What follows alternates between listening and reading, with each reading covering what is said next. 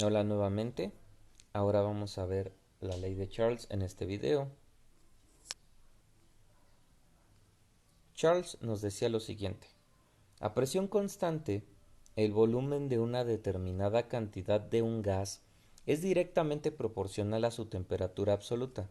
Es decir, nosotros tenemos en este contenedor un gas, se encuentran sus partículas separadas y lo tenemos a cierta temperatura, ¿vale?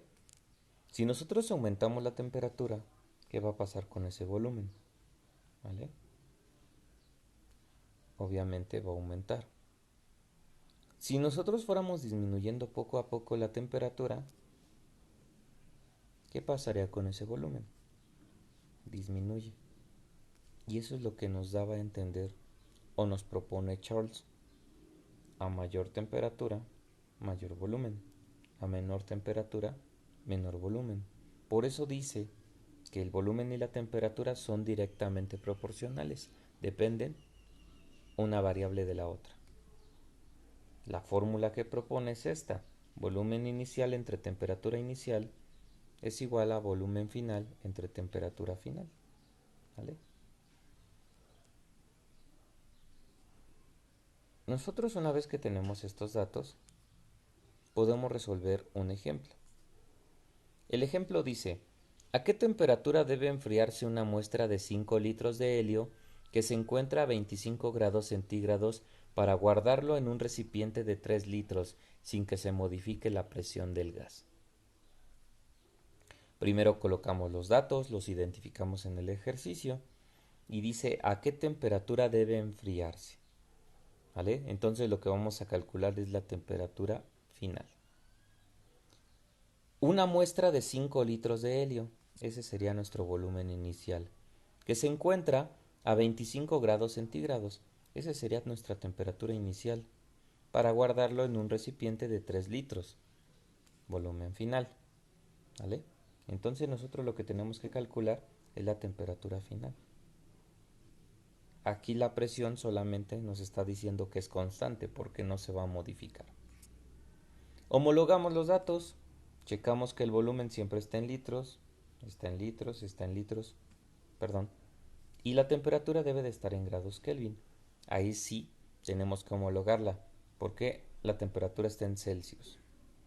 ¿Cómo vamos a hacerle para cambiar la temperatura? Sencillo: a tus 25 grados centígrados, es decir, a cualquier temperatura, perdón, a cualquier valor en grados Celsius, se le va a sumar 273. En este caso, 25 más 273 te va a dar 298 grados Kelvin.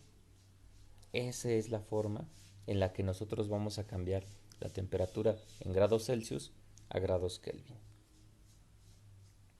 Colocamos la fórmula y despejamos. Ahí está nuestra fórmula. ¿Cuál es el dato que queremos? La temperatura 2. La enmarcamos y aquí vamos a hacer una especie de regla de 3. La temperatura 2, que es la que estamos enmarcando, es la que va a mandar. Ahora, tú tienes que hacer una diagonal contraria a esa temperatura 2. Si se encuentra la temperatura 2 aquí, su diagonal sería esta, con volumen inicial. Pero yo te estoy pidiendo o te estoy recomendando para despejar, en estos casos de manera sencilla, es que hagas o que marques más bien la diagonal contraria. Sería esta. Esas dos variables van a ser multiplicadas y divididas entre el valor que nos está tocando.